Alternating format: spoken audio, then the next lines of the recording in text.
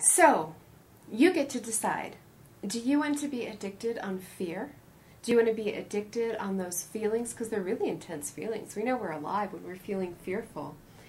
Or do you prefer to have an addiction towards happiness, love, and safety feelings? It's up to you. It's way easier to get your fix on fear. Just turn on the tube, pick up the newspaper in the morning. Or, if you want to stay informed like I do, but you want to move towards those happiness feelings, then, decide to just block yourself from buying into the mass hysteria. When there's mass hysteria, there is some situation, some business, some organization, some government behind it that is trying to drive you to act. Use your brain, stop, think, breathe, get some more information, get some bipartisan, get some news from somewhere outside of the U.S. perhaps. Oh my God. Maybe from somewhere overseas, other place overseas, and get a different perspective. Don't just act because somebody's yelling that the sky is falling. So, what we're really here to do today is just let all that go for today and give you guys a really great feeling. If I'm feeling something in my body and it feels yucky, like I'm reading the paper and, oh, somebody died or this horrible thing happened, what can I think about right now that feels better than this? Do I need to dwell on this situation? Most of the time, no. So what can I think that feels better than this? Sunsets, puppy dogs, whatever it is that feels better than this right now, to shift your thoughts. Because, again, you shift your thoughts, you're concentrating on something else, and what you expect tends to be realized. So if you're thinking about something nice, already you're getting the good feelings in your body. You're more likely to realize something nicer in your life than if you're concentrating on all of the negative stuff. So, number one rule, if you're feeling some way that you don't want to feel, ask yourself, what thought can I think that feels better than this? And then think it over and over and over and over again.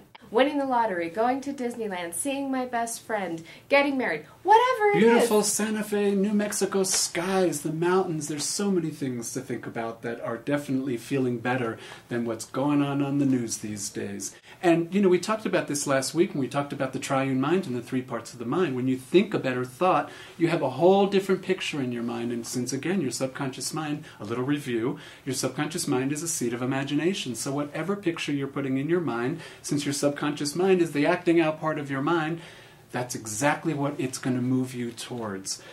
So, we've got a great show today for the rest of the show today. For the rest of the show, we're going to zip it. No more of that bad news. We don't want to buy into that anymore. But the whole purpose of this is to just make you a little bit more aware of buying into it. You can't get away from it, really. But you do have a choice, like Brandy said, of saying yes to it, talking about it at the water cooler, talking about it with your friends, enrolling everybody in the negativity, or just letting it go, putting a different picture in your mind, and getting on with your life.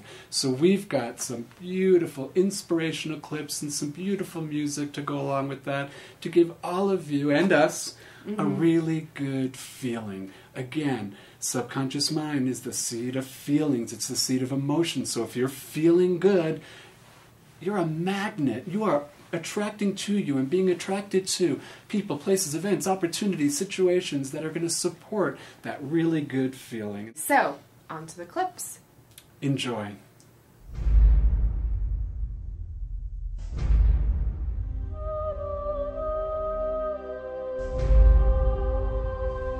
We come forth not to get you to believe anything.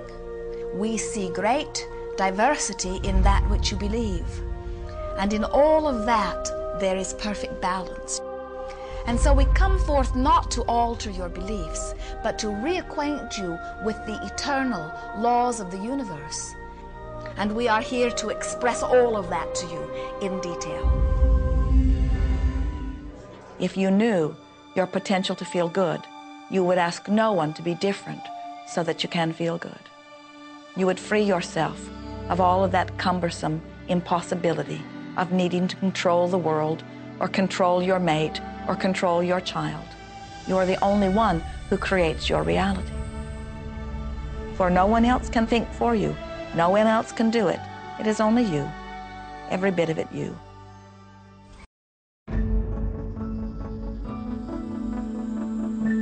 There is only a stream of well-being that flows, you know. It is a stream of pure positive energy. And the universe, all that we know, is abundant with only that. This is a world that is based upon well-being, and well-being dramatically abounds. And when you are allowing that stream to flow in its fullness, you feel very, very good. And when you are pinching it off a bit, you feel not so good. There is only a stream of goodness or well-being which you are allowing or not. And your magnificent emotions are telling you what the mix is, how you're doing in your allowing or your resisting of this connection.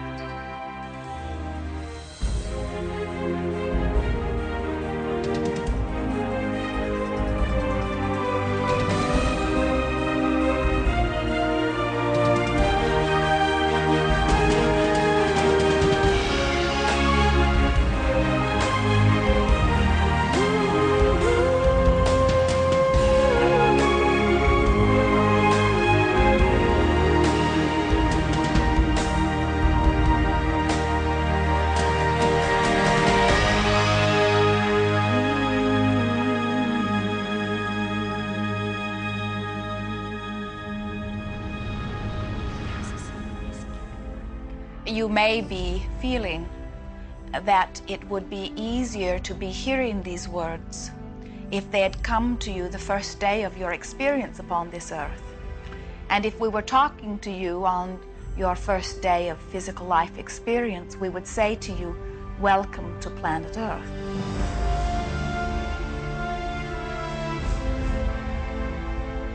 There is nothing that you cannot be or do or have.